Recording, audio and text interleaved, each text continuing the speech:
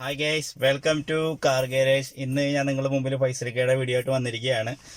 ഫൈസലിക്ക ഇന്ന് നിങ്ങളോട് പറയാൻ പോണ കാര്യങ്ങൾ എന്ന് പറഞ്ഞിട്ടുണ്ടെങ്കിൽ നമ്മളുടെ റോയൽ എൻഫീൽഡ് വന്നപ്പോൾ തുടങ്ങി ഇപ്പോൾ ഉള്ള ഒരു കണ്ടീഷൻ വരെയുള്ള വീഡിയോസാണ്. കാരണം റോയൽ എൻഫീൽഡ് വന്നപ്പോൾ ഭയങ്കര ഒരു തന്നെയായിരുന്നു, ഒരു റോയൽ തന്നെയായിരുന്നു എൻഫീൽഡ്. കാരണം നല്ലൊരു വണ്ടി, നല്ല വെയിറ്റും കാര്യങ്ങളൊക്കെ ഉള്ള ഓഫ് റോഡ് പോകാൻ പറ്റുന്ന ഒരു വണ്ടിയായിരുന്നു. പിന്നീട് അത് എൻജിൻ മാറ്റലും കാര്യങ്ങളൊക്കെ ആയിട്ട് കുറച്ച് കംപ്ലയിൻസും കാര്യങ്ങളും വന്നു. പക്ഷെ ഇപ്പോൾ വന്നപ്പോൾ ന്യൂ ജനറേഷനായിട്ട് റോയൽ എൻഫീൽഡ് വന്നപ്പോൾ ഒരുപാട് സൗണ്ട് കാര്യങ്ങൾ, അപ്പോൾ അങ്ങനെയുള്ള കുറേ കാര്യങ്ങൾ. പിന്നെ പഴയ എൻജിൻ, അതായത് ഓൾഡ് എൻജിൻ നമ്മൾ പണിയെടുത്തിട്ടുണ്ടെങ്കിൽ പണി ക്ലിയർ ആവില്ല, അങ്ങനെ ഒരു കംപ്ലയിൻസ് മിക്ക ഇതിന് ഞാൻ കേട്ടിട്ടുണ്ട്. അതായത് നമ്മളൊരു പഴയ എൻഫീൽഡ്, ഇപ്പോൾ ഒരു 75-85 മോഡൽ എൻഫീൽഡ് എടുത്തു, അത് നമ്മൾ പണിയാണ്, എൻജിൻ പണിയാണ്. പക്ഷേ എൻജിൻ പണിതിട്ടും അത് വണ്ടിയാണ് കുറച്ചിപ്പോൾ ഒരു കിലോമീറ്റർ ഓടുമ്പോഴേക്കും വീണ്ടും എൻജിൻ കംപ്ലയിൻസ് വരുന്നത്.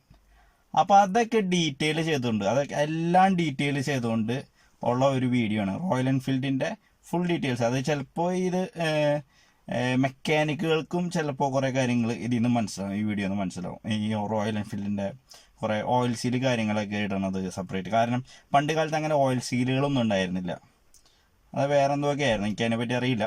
അപ്പോൾ അതൊക്കെ ഡീറ്റെയിൽ ചെയ്തിട്ട് ഇക്ക കുറേ കാര്യങ്ങൾ നിങ്ങൾക്ക് പറഞ്ഞു തന്നിട്ടുണ്ട്. പിന്നെ പുതിയ എൻഫീൽഡിൻ്റെ വൈബ്രേഷൻ ഉണ്ട്, അത് ഉണ്ടെന്ന് ഉറപ്പാണ്. കാരണം എൻ്റെ ചേട്ടൻ്റെ വണ്ടി എൻഫീൽഡ് ഉണ്ട്, കാരണം വണ്ടി ഓടിക്കുമ്പോൾ ഭയങ്കര വൈബ്രേഷൻ കാര്യങ്ങളൊക്കെ ഉണ്ട്. അപ്പോൾ അത് എന്തുകൊണ്ടാണ് വരുന്നത്, ആ വൈബ്രേഷൻ്റെ കാരണം ഇപ്പോൾ കമ്പനിയുടെ ഫാൾട്ട് കൊണ്ടാവും. അപ്പോൾ അതൊക്കെ പറഞ്ഞുകൊണ്ടുള്ള ഒരു ഫുൾ വീഡിയോ ആണിത്. അപ്പോൾ അത് കാണുമ്പോൾ ഫുള്ളായിട്ട് തന്നെ കണ്ടോട്ടോ. കുറേ കാര്യങ്ങൾ പറയുന്നുണ്ട്, കാണുമ്പോൾ കുറച്ച് മിനിറ്റ് കൂടുതലുണ്ട്. കാരണം ആൾ എക്സ്പ്ലെയിൻ അങ്ങനെയാണ് ചെയ്യുന്നത്. കാരണം ആൾക്ക് അങ്ങനെ പറഞ്ഞ് എക്സ്പ്ലെയിൻ ചെയ്ത് ഓരോന്ന് എക്സ്പ്ലെയിൻ ചെയ്യുന്നുണ്ട്. ഇപ്പോൾ ഓയിൽ സർക്യൂട്ട് അടക്കം, ഇപ്പോൾ പഴയകാല വണ്ടിക്ക് എന്തുകൊണ്ടാണ് എൻജിൻ കംപ്ലയിൻറ്റ് പെട്ടെന്ന് വരുന്നത്, എങ്ങനെ വരാണ്ടിരിക്കാൻ പറ്റും, പിന്നെ അതിൻ്റെ വീലിൻ്റെ മൈലേജ് കുറയണതിൻ്റെ കാര്യങ്ങൾ പറയുന്നുണ്ട്, എങ്ങനെ മൈലേജ് കൂട്ടാൻ പറ്റും, എങ്ങനെ എന്തുകൊണ്ട് മൈലേജ് കിട്ടുന്നില്ല, ബാറ്ററി ഡൗൺ ആയി പോകുന്നു ചില വണ്ടി സ്റ്റാർട്ടിങ് പ്രോബ്ലം കാണിക്കുന്നത്. അപ്പോൾ അതൊക്കെ ഡീറ്റെയിൽ ചെയ്തിട്ടാണ് ആൾ സംസാരിക്കുന്നത്. അപ്പോൾ നമ്മൾക്ക് ആ വീഡിയോയിലേക്ക് പോകാം.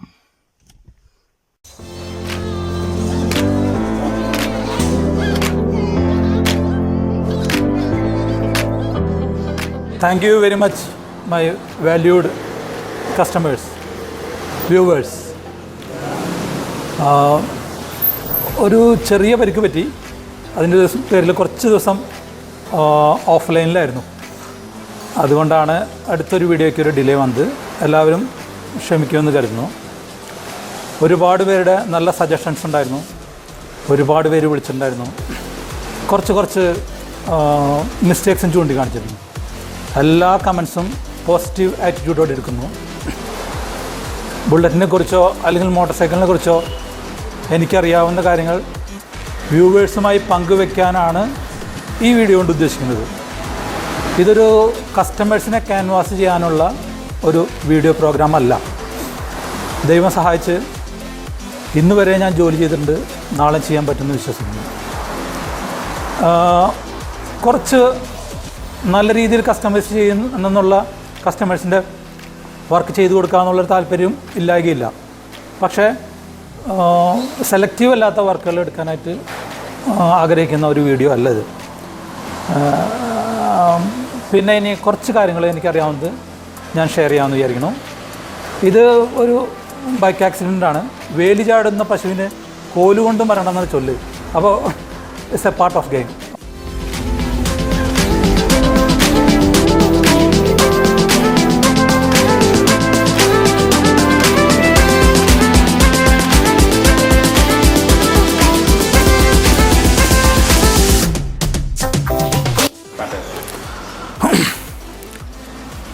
ഞാനിപ്പോൾ 3 ടൈപ്പ് 350cc റോയൽ എൻഫീൽഡ് എൻജിൻ്റെ ഒരു ക്ലാസിഫിക്കേഷൻ, ഓയിൽ സർക്യൂട്ട്, അതിനെക്കുറിച്ച് പറയാനാണ് ഉദ്ദേശിക്കുന്നത്. ഇത് വന്നിട്ട് 68 മോഡൽ വരെയുള്ള എൻജിനാണ്. ചില 72 മോഡൽ വരെയുള്ള എൻജിനും കാണാറുണ്ട്. പക്ഷേ നമ്മളൊരു 68 എന്ന് പറയുന്ന ഐക്കൺ എൻജിൻ ഈ എൻജിനാണ്.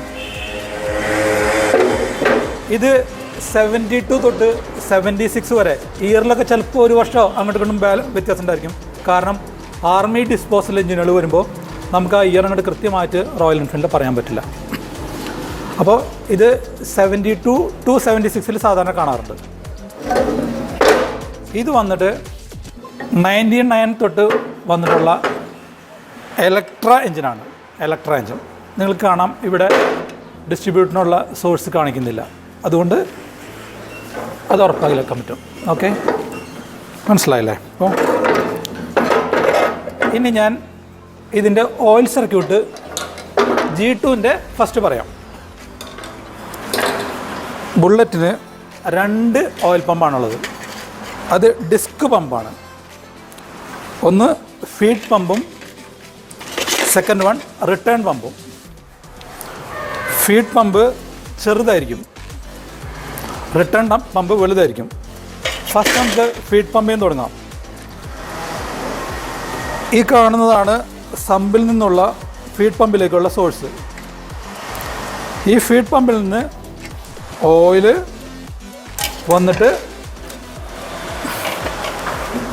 ഫീഡ് പമ്പ് വലിച്ച് ഈ കാണുന്ന സ്ലോട്ടിൽ കൂടെ, അത്രയും മനസ്സിലാക്കിയാൽ മതി, അതിൻ്റെ ഉള്ളിൽ സ്ലോട്ടുണ്ട്, അതിൽ കൂടെ വന്ന് ഇവിടെ വന്നിട്ട് ഫിൽറ്റർ വരും. ആ ഫിൽറ്റർ കൂടെ ഫിൽറ്റർ ചെയ്ത്, ഇതാണ് ഫീഡ് പ്ലഗ്. ഈ ഫീഡ് പ്ലഗിൽ കൂടെ ഈ പമ്പ് ഷാഫ്റ്റിൻ്റെ ഡ്രിവൻ നെട്ട്, അതിൻ്റെ ഉള്ളിൽ കൂടെ തന്നെയാണ് ഈ ഫീഡ് പമ്പിൻ്റെ തല പോകുന്നത്. കണ്ടോ? നേരെ ക്രാങ്കിലേക്ക് പോയി ക്രാങ്ക് തിരിഞ്ഞുകൊണ്ടിരിക്കുന്ന എൻ്റെ ഇടയിൽ ഓയിൽ അങ്ങനെ വീഴും. ക്രാങ്കിൻ്റെ സ്പീഡ് കൂടുന്നതനുസരിച്ച് നിങ്ങൾ കണ്ടില്ലേ, ഈ തലച്ചക്രം തിരിഞ്ഞ മാതിരി ഓയിൽ മുകളിലേക്ക് സ്പ്ലാഷ് ചെയ്ത് കണക്ടർ റാഡ്, സിലിണ്ടറിൻ്റെ സൈഡ് വാള്, പിന്നെ ഒക്കെ കൂൾ ചെയ്ത് ലൂബ്രിക്കേറ്റ് ചെയ്ത് താഴേക്ക് വീഴും. ഓക്കെ, ആ താഴേക്ക് വീഴുന്ന ഓയിലിനെ റിട്ടേൺ പമ്പ് ഫിൽട്ടർ ചെയ്ത് ഇതിലേ വലിച്ച് ഇതിലേ തള്ളി ഇതിലേ മുകളിലേക്ക് ഈ പൈപ്പിൽ കൂടെ റോക്കറാമിൻ്റെ അകത്ത് കൂടെ റോക്കറാമിനെ ലൂബ്രിക്കേറ്റ് ചെയ്ത് കൂൾ ചെയ്ത് വാൽവിൻ്റെ ടോപ്പിലൊക്കെ അവൻ സ്പ്ലാഷ് ചെയ്ത് ടാപ്പിറ്റ് റോഡിൻ്റെ മുകളിലൂടെ വീണ് ഈ ടൈമിംഗ് കേസിലേക്ക് വന്ന് ഈ ഹോളിൽ കൂടെ സമ്പിലേക്ക് തിരിച്ചു വീഴും. അപ്പോൾ ഓയിൽ സർക്യൂട്ട് ഏകദേശം നിങ്ങൾക്ക് മനസ്സിലായെന്ന് തോന്നും. മനസ്സിലായില്ലെങ്കിൽ ഒന്ന് റിപ്പീറ്റ് ചെയ്ത് കേട്ടാൽ മതി. ഇത് G2ൻ്റെ, ഈ G2ൻ്റെ കഴിഞ്ഞിട്ടില്ല. G2ൽ വന്നിട്ട് 2 പ്രഷർ റെഡ്യൂസ് വാൽവുണ്ട്. ഇവിടെ ഒരു പ്രഷർ റെഡ്യൂസ് വാൽവുണ്ട്. നിങ്ങൾക്ക് സാധാരണ അറിയുന്ന പോലെ ഓയിൽ ഫിൽറ്ററിൻ്റെ മുകളിൽ ഒരു പ്രഷർ റെഡ്യൂസ് വാൽവുണ്ട്. ഈ പ്രഷർ റെഡ്യൂസ് വാൽവ് എന്തിനാണെന്ന് വെച്ച് കഴിഞ്ഞാൽ, ഈ ടോപ്പിലേക്ക് പോകുന്ന ഓയിൽ ഏതെങ്കിലും കാരണവശാൽ ഓയിൽ പൈപ്പ് ക്ലോസ് ആയിട്ടോ അതിന് റോക്കറാമിൻ്റെ കട്ടായിട്ട് അവിടെ വല്ല പിസർ വന്ന് അടഞ്ഞിട്ടോ ടോപ്പിലേക്കുള്ള ഓയിൽ പോയി ബ്ലോക്കായി കഴിഞ്ഞാൽ പ്രഷർ ഫോം ചെയ്യും. ആ പ്രഷർ ഫോം ചെയ്യുമ്പോൾ ഇവിടെ വാൽവ് വെച്ച് കൊടുത്തേക്കുക. ആ പ്രഷർ വാൽവ്, അപ്പോൾ പ്രഷർ ഒന്ന് വാൽവ് വർക്ക് ചെയ്തിട്ട് ആ ഓയിൽ അവിടെ തന്നെ സ്പ്ലാഷ് ചെയ്ത് വീഴും. എവിടെ വീഴുന്നോളം നിങ്ങൾ അറിയേണ്ട കാര്യമില്ല, സ്പ്ലാഷ് ചെയ്ത് വീഴും, ക്രാങ്ക് പോവില്ല. നമ്മൾ ഇന്ത്യയിൽ ഈ 71 വന്നപ്പോൾ അവരെന്ത് ചെയ്തെന്നറിയോ?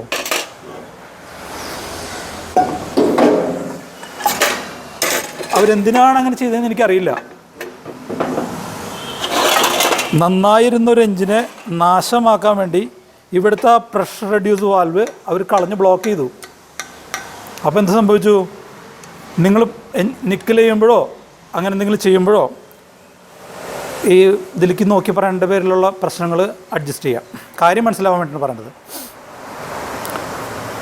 ഇവിടെ ഇത് ബ്ലോക്ക് ചെയ്ത് കഴിഞ്ഞപ്പോൾ ഈ മുകളിൽ എന്തെങ്കിലും കാരണവശാൽ പ്രഷർ ഫോം ചെയ്ത്, ഉദാഹരണത്തിന് ഓയിൽ പൈപ്പ് നിങ്ങൾ നിക്കൽ ചെയ്യുമ്പോൾ അതിൻ്റെ ഉള്ളിൽ ഡസ്റ്റ് കയറിട്ടോ അടഞ്ഞു കഴിഞ്ഞ് കഴിഞ്ഞാൽ മുകളിലേക്ക് ഓയിൽ സപ്ലൈ നിൽക്കുന്നു മാത്രമല്ല, തിരിച്ച് പ്രഷർ ഇവിടെ ഫോം ചെയ്യും. ഇവിടെ ഫോം ചെയ്യുമ്പോൾ എന്തുണ്ടാവും? ഇവിടെയുള്ള പ്രഷർ റെഡ്യൂസ് വാൽവ് ഓപ്പൺ ആവും. അതല്ലെങ്കിൽ ക്രാങ്കിൽ ഓയിൽ കൂടുതൽ വരും. അല്ല, ക്രാങ്കിലേക്ക് ഓയിൽ വരില്ല, പ്രഷർ റെഡ്യൂസ് വാൽവ് ഇവിടെ ഓപ്പൺ ആയിട്ട് ക്രാങ്കിലേക്ക് തള്ളില്ല. അപ്പോൾ എന്തുണ്ടാവും? ക്രാങ്കും പോവും, പിസ്റ്റണും പോവും, ഹെഡും പോവും, എല്ലാം പോവും. അതാണ് ഈ ഓവറോൾ ചെയ്ത വണ്ടികൾ 1500 കിലോമീറ്റർ 2000 കിലോമീറ്റർ പോണതിന് മുമ്പ് എൻജിൻ സീസ് ആവണതിൻ്റെ മെയിൻ കാരണം ഇവിടെ ഈ പ്രഷർ റെഡ്യൂസ് വാൽവ് ഇല്ലാത്ത കാരണമാണ്. എന്നാൽ അത് മാത്രമാണോ? അത് മാത്രമല്ല, ഈ സാധനം സർക്യൂട്ട് കംപ്ലീറ്റ് ക്ലീൻ ആണെന്ന് വെച്ച് കഴിഞ്ഞാൽ ആ ഒരു പ്രശ്നം വരുന്നില്ല. അതുകൊണ്ടാണ് പുതിയ വണ്ടികൾ വരുന്ന എനിക്ക് കുഴപ്പമില്ലാത്തത്. പക്ഷേ റീബിൽറ്റ് ചെയ്യുന്ന വണ്ടിക്ക് ഓയിൽ സർക്യൂട്ട് നോക്കാനായിട്ട് മിക്കവാറും കുട്ടികൾ ശ്രദ്ധിക്കാറില്ല. ഇത് നോക്കൂ, ഞാൻ 3 എടുത്തിട്ടുള്ളൂ. ഇതുപോലെ ഒരുപാട് ഈ വേംനെറ്റിലൂടെ കാണും. ഈ വേംനെറ്റ് അടിച്ചു പോകുന്നതിൻ്റെ കാരണം ഓവർ പ്രഷർ വന്നിട്ട് ഈ ഓയിൽ എന്തുണ്ടാവും, ഓയിൽ ക്രാങ്കിൻ്റെ അകത്തേക്ക് സപ്ലൈ ഉണ്ടാവില്ല.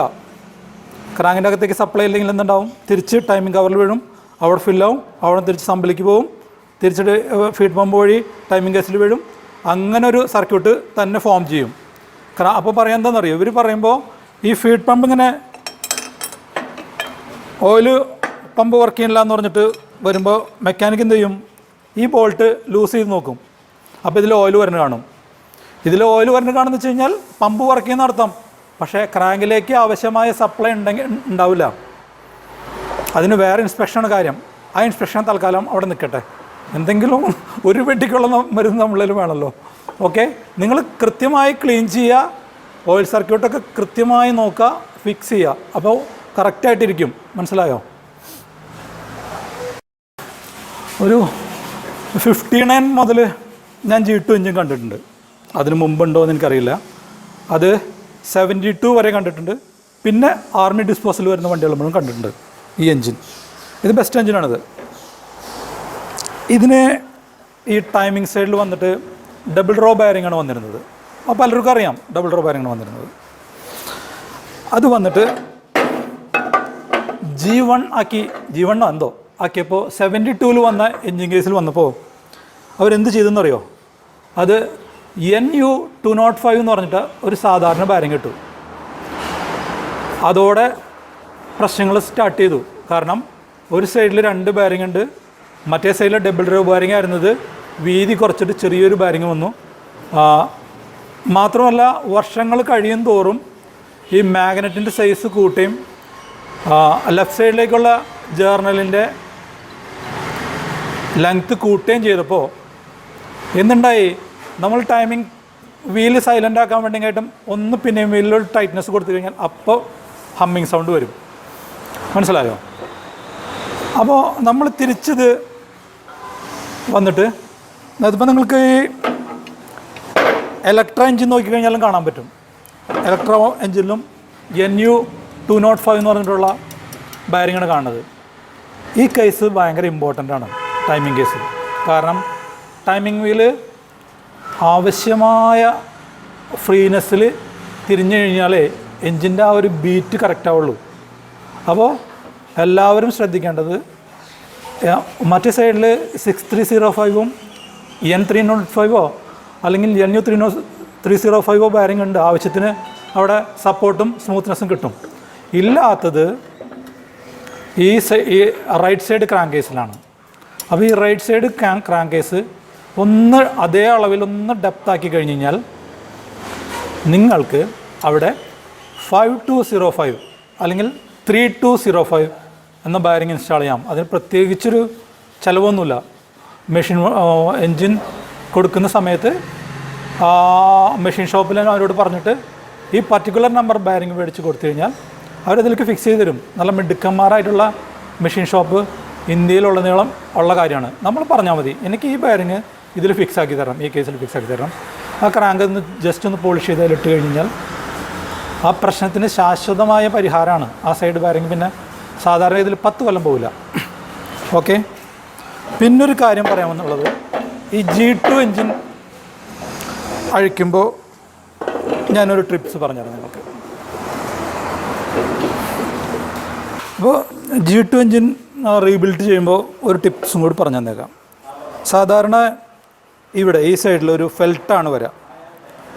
ഇതിൻ്റെ പ്രോബ്ലം എന്താണെന്ന് വെച്ച് കഴിഞ്ഞാൽ കുറച്ച് നാൾ കഴിഞ്ഞാൽ, ഒരു വർഷമൊക്കെ കഴിഞ്ഞ് കഴിഞ്ഞാൽ ഈ ക്രാങ്ക് കേസിലുള്ള ഓയിൽ ഇതിൽ ലീക്ക് ചെയ്ത് ക്ലച്ചിൻ്റെ കേസിൽ വരാനുള്ളൊരു ചാൻസ് ഉണ്ട്. അന്നത്തെ ആ കാലഘട്ടത്തിലൊന്നും ഓയിൽ സീലൊന്നും അത്ര പ്രചാരത്തിലുണ്ടായിരുന്നില്ല എന്ന് തോന്നുന്നു. അതായിരിക്കാം കാരണം. വീലിലും നമ്മൾ അങ്ങനത്തെ ഇപ്പോഴും ചെയ്യുന്നുണ്ട്, ഫെൽറ്റ് വാഷ് ചെയ്യുന്നുണ്ട്. അതിനെക്കുറിച്ച് ഞാൻ പിന്നെ പറയാം. അപ്പോൾ നിങ്ങൾ ഇതുപോലൊരു ഓയിൽ സീൽ, ഇതിൻ്റെ നമ്പർ ഞാൻ പറഞ്ഞുതരാം. ഈ നമ്പർ ഓയിൽ സീൽ കണ്ടോ, ഇതും സെയിം കേസാണ്, G2ൻ്റെ കേസ് തന്നെയാണ്. ഇവിടെ ചെറുതായിട്ടൊന്ന് മെഷീൻ ഷോപ്പിൽ കൊടുത്തിട്ട് ടേൺ എടുത്തിട്ട് കണ്ടോ, ഈ ഓയിൽ ഫിക്സ് ചെയ്ത് കഴിഞ്ഞാൽ ആ ഫെൽറ്റിൽ വരുന്ന കോളർ തന്നെ ഇതിലേക്ക് മാച്ചിങ് ആയിരിക്കും. നിങ്ങൾക്ക് 100% ആയിട്ടും ഓയിൽ ലീക്കേജോ ഗ്യാസ് ലീക്കേജോ ആ സൈഡിലേക്കും ഈ സൈഡിലേക്കും ഉണ്ടാവില്ല. ഗ്യാസ് ഞാൻ ഉദ്ദേശിച്ചത് പ്രഷർ വേരിയേഷൻ ഉണ്ടാവില്ല എന്നാണ്. ഇനി സ്റ്റാൻഡേർഡ് ബുള്ളറ്റിൻ്റെ മൈലേജ് കുറയാനെ കുറിച്ചുള്ള ഒരു ടിപ്സാണ് പറയാൻ പോകുന്നത്. കാർബറേറ്റർ സംബന്ധമായിട്ടൊന്നുമല്ല, അതിൻ്റെ ഫ്രണ്ട് ബ്രേക്ക് സംബന്ധമായിട്ടാണ് പറയുന്നത്. 96-ന് ശേഷമുള്ള എല്ലാ സ്റ്റാൻഡേർഡ് ബുള്ളറ്റുകൾക്കും നിങ്ങൾക്കറിയാം, നിങ്ങളുടെ വണ്ടിയുടെ ഫ്രണ്ടിലെ ബ്രേക്കിൻ്റെ ഇതുപോലെ സിസ്റ്റമുള്ള എല്ലാ വണ്ടിക്കാർക്കുള്ളൊരു ടിപ്സാണ് പറയുന്നത്. നിങ്ങളുടെ വണ്ടിക്ക് ബാറ്ററി ഡൗൺ ആവുകയോ മൈലേജ് കുറയോ ചെയ്യണമെങ്കിൽ നിങ്ങൾ നോക്കുക, നിങ്ങളുടെ ബ്രേക്ക് ലൈറ്റ് കത്തിക്കെടുക്കണ്ടോ എന്ന് നോക്കുക. അതല്ലെങ്കിൽ ഫ്രണ്ട് ബ്രേക്ക് ഒന്നുകിൽ ഹാർഡാണോ അല്ലെങ്കിൽ റിട്ടേൺ പോകുന്നില്ലേ എന്ന് നോക്കുക. അങ്ങനെ ഉണ്ടെങ്കിൽ നിങ്ങളുടെ മൈലേജും വീക്കായിരിക്കും, നിങ്ങളുടെ ബാറ്ററിയും വേഗം പോകും. അതിൻ്റെ കാരണം ഇപ്പം അറിയണ്ട. നിങ്ങൾ ബ്രേക്ക് അഴിച്ച് കറക്റ്റ് ചെയ്ത് വീല് ഫ്രീ ആയി തിരിയുന്നുണ്ടോ, ബ്രേക്ക് കറക്റ്റ് റിട്ടേൺ പോകുന്നുണ്ടോ എന്ന് നോക്കിയാൽ മതി. പ്രത്യേകം ശ്രദ്ധിക്കുക, ഈ ടൈപ്പ് വീലുള്ള വണ്ടികളുടെ കാര്യമാണ് പറഞ്ഞത്.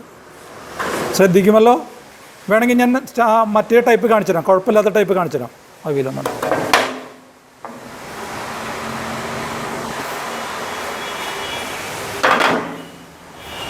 ഈ ടൈപ്പ് ഹബ്ബുള്ള വണ്ടിയുടെ കാര്യമല്ല പറയണത് കേട്ടോ. ഓക്കെ, ഈ സൈസല്ല. ഡയാമീറ്റർ കൂടിയിട്ടുള്ള ഈ ഡബിൾ ക്യാമുള്ള വണ്ടിക്കാർക്ക് മൈലേജ് 5 കിലോമീറ്റർ വരെ മൈലേജ് വ്യത്യാസം ഉണ്ടാവാനുള്ള ഒറ്റ കാരണം ഇതിൻ്റെ ബ്രേക്ക് ജാമാണ്ടായിരിക്കും. അതിൻ്റെ നിങ്ങൾക്ക് ഫീൽ ചെയ്യുന്ന കാര്യം ഒന്നുകിൽ ബ്രേക്കിൻ്റെ ലിവർ ഫ്രീ പ്ലേ ആയിരിക്കും, റിട്ടേൺ പോകണ്ടാവില്ല, അല്ലെങ്കിൽ ഹാർഡായിരിക്കും, അല്ലെങ്കിൽ റിയർ ലൈറ്റ് കത്തിക്കെട്ടുണ്ടായിരിക്കും. എന്ന് വെച്ച് കഴിഞ്ഞാൽ ബാറ്ററി ഇറങ്ങിപ്പോണ്ടായിരിക്കും. റെമഡി പിന്നെ പറയാം. ഒരുപാട് കസ്റ്റമേഴ്സ് പറഞ്ഞിരുന്നു പുതിയ വണ്ടികളെ കുറിച്ചും കാറ്റും അതിൻ്റെ അഭിപ്രായം പറയാൻ പറഞ്ഞിരുന്നു. അപ്പോൾ ഞാൻ പഴയതുമെന്ന് ഒരു ഗ്രാജുവലായിട്ട് എൻ്റെ ഒരു എന്താ പറയുക നിരീക്ഷണം വെച്ച് കഴിഞ്ഞിട്ട് പറയാം. ഒരു 68 ഞാൻ പിന്നെ പറയണു, ആ G2 engine almost fine tuned British engineering ആയിരുന്നു എന്ന് എനിക്ക് തോന്നുന്നു. കാരണം ആ കാലഘട്ടത്തിലൊക്കെ 80കളിലൊക്കെ ഞങ്ങൾക്ക് ഒരുപാട് G2 എൻജിനുകൾ കിട്ടാറുണ്ട്. ഞങ്ങൾ ഒരുപാട് യാത്ര ചെയ്യാറുണ്ട് കേരളത്തിനകത്തും പുറത്തൊക്കെ. നമുക്കൊരു ഇഷ്യൂം ഫീൽ ചെയ്തിട്ടില്ല, ചൂടാവേ അങ്ങനെ അതിനെക്കുറിച്ച് നമ്മൾ വറീഡേ അല്ലായിരുന്നു. ട്രാഫിക്കും വളരെ കുറവായിരുന്നു. ഓക്കെ, പിന്നെ ഞാൻ പറഞ്ഞില്ലേ, ഇത് ഇന്ത്യയിൽ തിരുവട്ടിയൂർ ചെന്നൈയിൽ ഇതിൻ്റെ മാനുഫാക്ചറിങ് യൂണിറ്റ് തുടങ്ങിയ കാലഘട്ടത്തിലാണ് ഇതിനെ പിന്നെ എന്താ പറയുക ഡീജനറേറ്റ് ചെയ്തെന്നോ നശിപ്പിച്ചുകൊണ്ടിരുന്നെന്ന് പറയുന്നത്. ക്രാങ്ക് വെയിറ്റ് കുറച്ചു, മെറ്റലാർജ് വ്യത്യാസം വരുത്തി.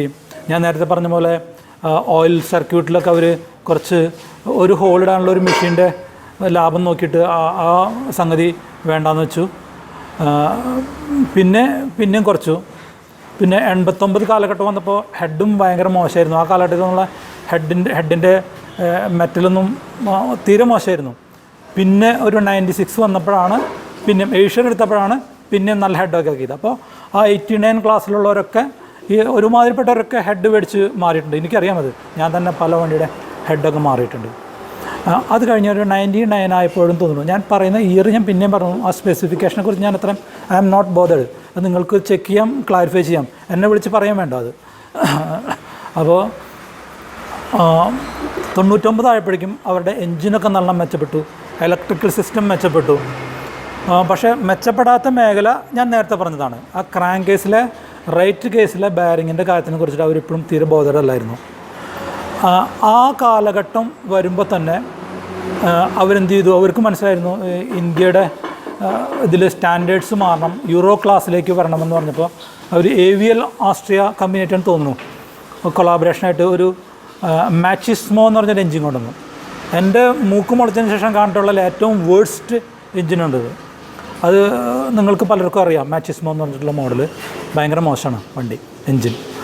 ബാക്കി ബോഡി ലാംഗ്വേജൊക്കെ എപ്പോഴും പണ്ടും ഒരേപോലെ തന്നെ കീപ്പപ്പ് ചെയ്യുന്നു, ചെറിയ ചെറിയ വ്യത്യാസങ്ങൾ വരുത്തുന്നു എന്നിട്ട് ആ മാക്സിമം എൻജിൻ ഫെയിലിയർ ആയപ്പോഴാണ് ഇപ്പോൾ ഈ ക്ലാസിക്കിന് വരുന്ന ഈ എൻജിൻ ഇവർക്ക് കിട്ടിയത്. അപ്പോൾ എന്താ പറയുക, മിണ്ടാത്തതിലും ഭേദമാണല്ലോ കൊഞ്ഞപ്പം എന്നുള്ള പോലെയായി. കാരണം ബോഡിയൊക്കെ ഏകദേശം ഉണ്ട്, റോയൽ എൻഫീൽഡ് പോലെ ഉണ്ട്, സെൽഫ് സ്റ്റാർട്ട് ഉണ്ട്. ഈ മാക്സിമോ എൻജിൻ ഓടിച്ച് എന്താ പറയുക വാട്ടായിട്ടുള്ളൊരു ജനസമൂഹത്തിൻ്റെ ഇടയിലാണ് വലിയ കുഴപ്പമില്ലാത്ത ഒരു ക്ലാസിക് എൻജിൻ വന്നത്. അപ്പോൾ അത് ക്ലിക്കായി. ഈ സാധനം എന്ന് പറഞ്ഞു കഴിഞ്ഞാൽ വന്നപ്പോൾ പടച്ചപ്പം മുതൽ അതിൻ്റെ റിയർ സസ്പെൻഷനും ചേസും തമ്മിൽ ഒരു മാച്ചിങ്ങും അല്ല. അത് മാച്ചല്ലാത്തോടത്തോളം കാലം അതിൻ്റെ വൈബ്രേഷൻ മാറില്ല. അത് ഞാനല്ല ശരിയാക്കേണ്ടത്, നിങ്ങൾ കസ്റ്റമേഴ്സ് എല്ലാവരും കൂടി പോയിങ്ങാറ്റും അലമ്പുണ്ടാക്കണം. കാരണം ഇപ്പോഴും തെളിവ് നിങ്ങളുടെ കയ്യിൽ തന്നെയാണ്. എന്നെ തല്ലോന്ന് അറിയില്ല ഇത് പറയുന്നതിൻ്റെ പേരിൽ. ലക്ഷക്കണക്കിന് മില്യൺ കണക്കിന് ക്ലാസിക്കിൻ്റെ ബാക്ക് വീലിൻ്റെ ഹബ്ബ് എക്സെൻട്രിക്കാക്കി വെച്ചിട്ടാണ് ഇവർ പരമാവധി അലൈൻ ചെയ്യാൻ വെച്ചേക്കുന്നത്. ഇതിൽ എൻജിനീയറിംഗ് അറിയുന്ന ഒരുപാട് പേര് എൻ്റെ വ്യൂവേഴ്സ് ഉണ്ടാവുമെന്ന് അറിയാം. കറങ്ങുന്ന ഒരു ഒബ്ജക്റ്റിനെ എക്സെൻട്രിക്കാക്കി വെച്ച് കഴിഞ്ഞാൽ എന്താ ഉണ്ടാവുമെന്ന് ജസ്റ്റ് നിങ്ങൾ ഇമാജിൻ ചെയ്യും. ഞാനായിട്ടൊന്നും പറയണില്ല കമ്പനി ഇത് ശരിയാക്കണ്ട, അവരിങ്ങനെ തന്നെ ഫിറ്റ് ചെയ്ത് വരട്ടെ. അപ്പോഴാണല്ലോ ഞങ്ങൾക്ക് ഈ ഇതുകൊണ്ടുള്ള പരിപാടികളൊക്കെ ജീവിച്ച് പോകാൻ പറ്റുള്ളൂ. വീലെടുത്ത്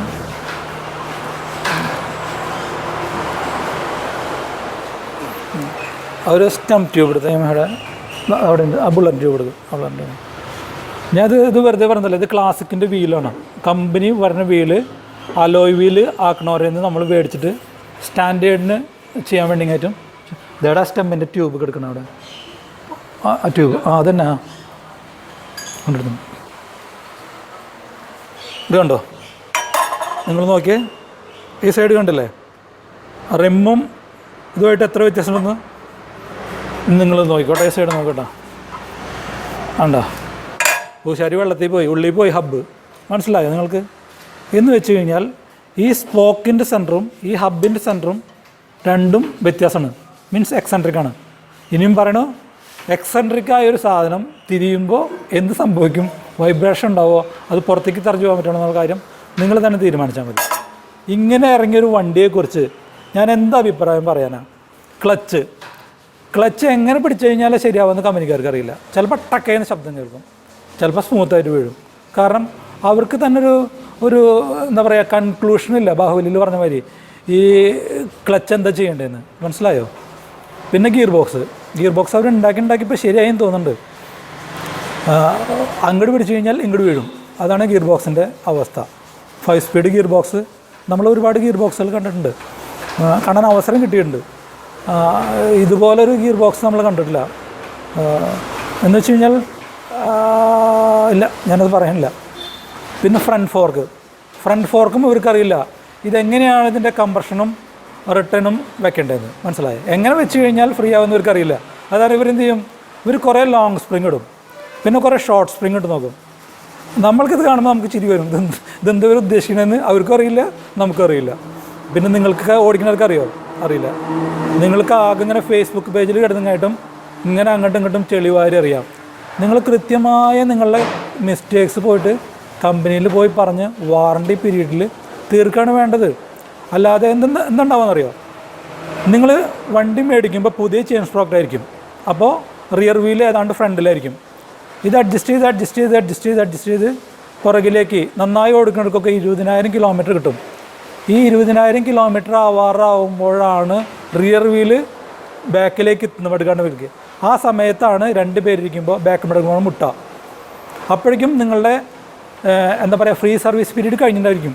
അതിന് മുമ്പ് പോയി കഴിഞ്ഞാൽ നിങ്ങൾ ഈ പുറത്തെ ഏതെങ്കിലും വർക്ക്ഷോപ്പിലെ പിള്ളേർ കൊണ്ട് ചെയിൻ അഡ്ജസ്റ്റ് ആയിരിക്കും. നിങ്ങൾ എന്ത് വിചാരിക്കുന്ന അറിയോ, ഈ പുറത്ത് വർക്ക്ഷോപ്പിലെ പിള്ളേർ ചെയിൻ അഡ്ജസ്റ്റ് ചെയ്തതിൻ്റെ പേരിലാണ് നിങ്ങളുടെ വണ്ടിയുടെ ഇത് മുട്ടണമെന്ന് വിചാരിക്കും. അപ്പോൾ എന്താ ഈ കമ്പനിക്ക് വലിയ പ്രശ്നം ഉണ്ടാവില്ല. ഇതൊക്കെയാണ് ഈ ഇങ്ങനത്തെ ഒരു വണ്ടിയെക്കുറിച്ചും കാര്യം ഞാൻ എന്തഭിപ്രായം പറയാം. സെൽഫ് ഇവർ സ്റ്റാൻഡേർഡ് ഇറക്കിയപ്പോൾ ക്രാങ്ക് വെയിറ്റ് കൂട്ടി, ക്ലാസിക് ഇറക്കിയപ്പോൾ ക്രാങ്ക് വെയിറ്റ് കുറച്ചു. എന്ന് പറഞ്ഞാൽ തൊമ്മന കഴിയുമ്പോൾ ചാണ്ടി മൃഗം. ഇവർ ക്രാങ്ക് വെയിറ്റ് കൂട്ടി കഴിഞ്ഞാൽ സെൽഫ് സ്റ്റാർട്ട് പോകാണ്ട് ചെയ്യാൻ അറിയില്ല. അപ്പോൾ എന്ത് ചെയ്തു, സ്റ്റാൻഡേർഡിന് കിക്ക് സ്റ്റാർട്ടും ആക്കി ക്രാങ്ക് വെയിറ്റ് കൂട്ടി, 500 ക്രാങ്ക് ഇട്ടു. ക്ലാസിക്കിന് ക്രാങ്ക് വെയിറ്റ് കുറച്ചിട്ടു. കാരണം എന്നിട്ടും പോകുന്നുണ്ട്, സ്പാർക്കിളൊക്കെ അടിച്ചു പോകുന്നുണ്ട്. അടിച്ചു പോകുന്ന സാധനത്തിൻ്റെ വില 5000 രൂപയാണ്. അത് മാറ്റാനുള്ള കാശ് വേറെ. അപ്പം നിങ്ങൾ വിചാരിക്കും ഈ ഒരു വീലിനാണ് പ്രശ്നമൊന്നും. ഒരു വീലും കൂടി എടുത്തേ, ഇനി വീല് ചോദിക്കരുത് കേട്ടോ എന്നോട്. അപ്പുറത്ത് ഫ്രണ്ട് വീലല്ല ബാക്ക് വീൽ എടുക്കും. ഇതാ ഈ വീൽ ഇവിടെ ഇരിക്കണം, ഇതിങ്ങോട്ട് പോകണു, നെക്സ്റ്റ് വീൽ വരണം.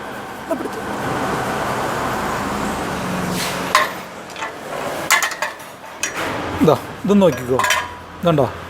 ഇപ്പോൾ ഹബ്ബ് ഉള്ളിലാണ്, ഓക്കെ, ഹബ്ബും മുട്ടണില്ല. ഇപ്പോൾ നോക്ക്, ഹബ്ബല്ല, ഇതുണ്ട്, അപ്പോൾ ഇത് പൊട്ടണില്ല. മനസ്സിലായില്ലെങ്കിൽ രണ്ടാമതിങ്ങനെ നീക്കി നോക്കുക, അപ്പോൾ മനസ്സിലാവും. പിന്നെ ഈ ക്ലാസിക് വേർഷൻ ഞാനിപ്പോൾ ഡിസഡ്വാൻറ്റേജസ് എന്ന് പറഞ്ഞത് അഡ്വാൻറ്റേജസ് ഉണ്ട്. എന്ന് വെച്ച് കഴിഞ്ഞാൽ ഏത് സമയത്ത് പോയി കഴിഞ്ഞാലും എടുത്തു കഴിഞ്ഞാലും വണ്ടി സെൽഫ് ക്രാങ്കിൽ സ്റ്റാർട്ടാവും. നമുക്ക് ലോങ് റണ്ണിങ് നല്ല ധൈര്യമായിട്ട് പോവാം. ഇഷ്യൂസ് എന്താണെന്ന് വെച്ച് കഴിഞ്ഞാൽ ഇതിൻ്റെ സ്പ്രിങ് സീറ്റ് ഒന്നും കൂടിയും ഡെവലപ്പ് ചെയ്യാനുണ്ട്. ചില സ്പ്രിങ്ങുകൾ കറക്റ്റാണ്, പക്ഷേ ചില സ്പ്രിങ് ഭയങ്കര ഹാർഡാണ്. കാഴ്ചയ്ക്ക് നല്ല ഭംഗിയുണ്ട്, പക്ഷേ റൈഡിങ് കംഫർട്ട് സ്റ്റാൻഡേർഡിൻ്റെ സീറ്റിനോളം വരില്ല. സ്റ്റാൻഡേർഡിൻ്റെ സീറ്റ് പൊതുവെ നല്ല റൈഡിങ് കംഫർട്ടാണ്. എന്ന് വെച്ചാൽ സ്റ്റാൻഡേർഡ് സീറ്റ് വേണമെങ്കിൽ നമുക്ക് ക്ലാസിക്കിലേക്ക് കൺവേർട്ട് ചെയ്യാം, വലിയ ഇഷ്യൂ ഒന്നും ഇല്ലാണ്ട് കൺവേർട്ട് ചെയ്യാം. പിന്നെ ഫ്രണ്ട് ബ്രേക്ക് ഡിസ്ക് ആക്കിയപ്പോൾ ഒരുപാട് അപകട സാധ്യത കുറഞ്ഞിട്ടുണ്ട് ബ്രേക്കിംഗ് നാണ്ട്. ഇപ്പോൾ റിയർ വീല് ഡിസ്ക് ആക്കിയിട്ടുണ്ട്, അപ്പോഴും കുറഞ്ഞിട്ടുണ്ട്. എൻജിൻ അവർ ഫൈൻ ട്യൂൺ ചെയ്ത് വരുന്നു, അത് നല്ല കാര്യം തന്നെ. നമുക്ക് സങ്കടകരമായ കാര്യം ഇതാണ്, ഏത് ഇവർ ചേസും സസ്പെൻഷനും വീലും തമ്മിലുള്ള ആ ഒരു ഇമ്പോർട്ടൻറ്റ് തിങ് ഉണ്ടല്ലോ, അതിനെക്കുറിച്ച് അവർക്ക് തീരെ അവയർനെസ് ഇല്ലാതായി പോയാലുള്ള ഒരു കാര്യമാണ്. ബാക്കിയുള്ള കാര്യങ്ങൾ നമുക്ക് സമാധാനിക്കാവുന്ന കാര്യങ്ങളാണ്. പക്ഷേ ഈ ഇഷ്യൂവിനോട് ഒരു കോംപ്രമൈസും ഇല്ല. അവരത് എങ്ങനെയെങ്കിലും റെക്ടിഫൈ ചെയ്തില്ലെങ്കിൽ ഏത് കാലഘട്ടത്തിലായി കഴിഞ്ഞാലും, ഇനി 10 വർഷം കഴിഞ്ഞ് കഴിഞ്ഞാലും നമ്മൾ ഈ കാര്യം തന്നെ കൃത്യമായിട്ട് പറയും. ക്ലാസിക് തണ്ടർബേഡിന് ഈ ഇഷ്യൂ ഇല്ല കേട്ടോ. തണ്ടർബേഡിൻ്റെ ചേസും സിംഗാമും കറക്റ്റാണ്, പെർഫെക്റ്റാണ്, റൈഡിങ് കംഫർട്ടുണ്ട്, വൈബ്രേഷൻ താരതമ്യേന ഇല്ല എന്നൊക്കെ പറഞ്ഞു. സ്റ്റാൻഡേർഡിൻ്റെ വേർഷനിൽ വരുമ്പോൾ ഈ പ്രശ്നം ഞാൻ നേരത്തെ പറഞ്ഞ ഫ്രണ്ട് ബ്രേക്ക് പുതിയ വണ്ടികൾക്ക് ഉണ്ടാവില്ല. ഒരു മഴ സീസൺ കഴിഞ്ഞിട്ട് വരുമ്പോഴാണ് ഈ ഫ്രണ്ട് ബ്രേക്ക് ജാമാവുക. അല്ലെങ്കിൽ സ്ഥിരമായിട്ട് വീട്ടിൽ കഴുകണ വണ്ടികൾക്കായിരിക്കും ഫ്രണ്ട് ബ്രേക്ക് ജാമാവുക. ആ ഫ്രണ്ട് ബ്രേക്ക് ജാമായി കഴിഞ്ഞാൽ ബാക്കിലെ ലൈറ്റ് കത്തിക്കെടുക്കും, ബാറ്ററി ഇറങ്ങിപ്പോവും, അതിൻ്റെ ഇഗ്നിഷൻ്റെ ഫങ്ഷനിങ്ങിനൊക്കെ ബുദ്ധിമുട്ട് വരും. മാത്രമല്ല മൈലേജ് കുറയും. അത് നമ്മൾക്ക് അത്രയും വലിയ ഇഷ്യൂ പോലത്തെ ഒരു ബ്രേക്ക് ജാം ആയിരിക്കില്ല. അത് ചെറുതായിട്ടൊന്ന് ടച്ച് ചെയ്യുള്ളൂ, പക്ഷേ കിലോമീറ്ററിന് ഭയങ്കരമായിട്ട് ബാധിക്കും. ഇനി നിങ്ങളെന്തെങ്കിലും ഉണ്ടെങ്കിൽ നിങ്ങളൊരു ക്വസ്റ്റ്യനെയറായിട്ട് എനിക്ക് വാട്സപ്പിൽ അയക്കുകയാണെങ്കിൽ ഞാൻ പറഞ്ഞല്ലേ, ഞാനിങ്ങനെ പ്രസൻറ്റേഷൻ ചെയ്യാനായിട്ടൊന്നും അത്ര നന്നായിട്ട് അറിയുന്ന ആളല്ല. അപ്പോൾ എന്തെങ്കിലും ഇങ്ങനെ പറഞ്ഞിട്ടുണ്ടെങ്കിൽ, എന്തെങ്കിലും ഹാർഡായിട്ടുള്ള വേർഡ്സിൻ്റെ ഭാഗത്തു നിന്ന് വന്നിട്ടുണ്ടെങ്കിൽ എല്ലാവരും താഴ്മയോട് ക്ഷമിക്കുക. എല്ലാവരും കാണുക, ലൈക്ക് ചെയ്യുക, ഡിസ്ലൈക്ക് ഉണ്ടെങ്കിൽ ഡിസ്ലൈക്ക് ചെയ്യുന്നവർ റീസൺ പറഞ്ഞിട്ട് ഡിസ്ലൈക്ക് ചെയ്യുക, സബ്സ്ക്രൈബ് ചെയ്യുക, ഷെയർ ചെയ്യുക ഫ്രണ്ട്സായിട്ട്. എന്ത് ഡൗട്ട്സ് ഉണ്ടെങ്കിലും ഞാൻ ആരോഗ്യപരമായിട്ടിരിക്കുകയാണെങ്കിൽ 24 മണിക്കൂറിനുള്ളിൽ നിങ്ങൾക്ക് വാട്സപ്പിൽ റിപ്ലൈ ഉണ്ടായിരിക്കും, അല്ലെങ്കിൽ നിങ്ങളെ കോൺടാക്ട് ചെയ്തിരിക്കും. ഞാൻ തിരിച്ച് വിളിച്ചിരിക്കും. നിങ്ങളുടെ കോൾ ഇന്ത്യയിൽ നിന്ന് വന്നിട്ടുണ്ടെങ്കിൽ ഞാൻ നിങ്ങളെ തിരിച്ച് വിളിച്ചിരിക്കും. പിന്നെ വേറെ ഹിന്ദിയൊക്കെ അറിയാം, ലാംഗ്വേജ് എനിക്ക് കുറച്ച് ബുദ്ധിമുട്ടുണ്ട്, എങ്കിലും ഞാനുള്ളത് വെച്ച് കേട്ടും നിങ്ങൾ പറഞ്ഞിരിക്കും. എൻ്റെ മിഷൻ ഇതാണ്, റോയൽ എൻഫീൽഡിനെ കുറിച്ചിട്ടുള്ള എൻ്റെ അറിവ് നിങ്ങളായിട്ട് ഷെയർ ചെയ്യുക, നിങ്ങളുടെ അറിവ് എനിക്ക് പറഞ്ഞുതരാം. നെക്സ്റ്റ് നമ്മൾ യമഹയുടെ കാര്യങ്ങൾ പറയുന്നുണ്ട്. യമഹയുടെ കാര്യങ്ങൾ മാത്രമല്ല, എനിക്ക് ഹോണ്ടയുടെ കാര്യങ്ങൾ പറയാനുണ്ട് നിങ്ങളുടെ അടുത്ത്. ഹോണ്ട CBR സീരീസ് വണ്ടി പെർഫെക്റ്റ് വണ്ടിയാണ്. മറ്റുള്ള ഇതുപോലുള്ള വണ്ടികളിൽ അത്രയും ക്രേസി അല്ല എന്നുള്ളത്, പക്ഷേ മറ്റു വണ്ടികളെക്കാളൊക്കെ സേഫാണ് ഹോണ്ടയുടെ ഒരു പെർഫെക്ഷൻ, ഡ്യൂറബിലിറ്റി അതവർ പണ്ടേ തെളിയിച്ചിട്ടുള്ളതാണ്. ഡ്യൂക്കൊന്നായിട്ട് കമ്പയർ ചെയ്യാനൊന്നും പറ്റില്ല ഹോണ്ടയുടെ ആ ക്ലാസ്. അത് എന്താ പറയുക, വേൾഡ് ക്ലാസ് ബൈക്കാണ്.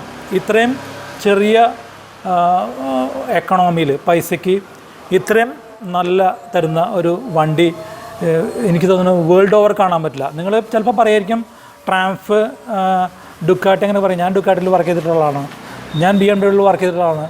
പക്ഷേ അതിൻ്റെയൊക്കെ cost of service, cost of purchase നോക്കുമ്പോൾ നിങ്ങൾക്ക് എന്താ പറയുക, ഹോണ്ട യമഹന്നായിട്ടും അടുക്കാൻ പറ്റില്ല. എന്നാൽ ജപ്പാൻകാരുടെ ടെക്നോളജി എന്ന് പറഞ്ഞു കഴിഞ്ഞാൽ നിങ്ങളൊരു 500 കിലോമീറ്റർ വണ്ടി ഓടിച്ചോ 500 കിലോമീറ്റർ കഴിഞ്ഞ് നിർത്താൻ പോകുമ്പോൾ അവൻ ചെറിയൊരു ചലമ്പിച്ചുണ്ടായിരിക്കും. നിങ്ങൾ പോയി ഒരു ചായ കുടിച്ച് ബ്രേക്ക് എടുത്ത് വരുമ്പോൾ അവൻ തിരിച്ച് പഴയ പെർഫോമൻസ് തന്നെ വന്നിട്ടുണ്ടായിരിക്കും. അത് ഞാൻ ഗ്യാരണ്ടി തരണം. പക്ഷേ ഡീറ്റെയിൽ ആയിട്ട് ഞാൻ അടുത്ത തവണ പറയുന്നതായിരിക്കും യമഹയെക്കുറിച്ചും ഹോണ്ടയെക്കുറിച്ചൊക്കെ. ഭാവിയിൽ ഡുക്കാറ്റിയെക്കുറിച്ചും പറയുന്നതായിരിക്കും. Hats off U.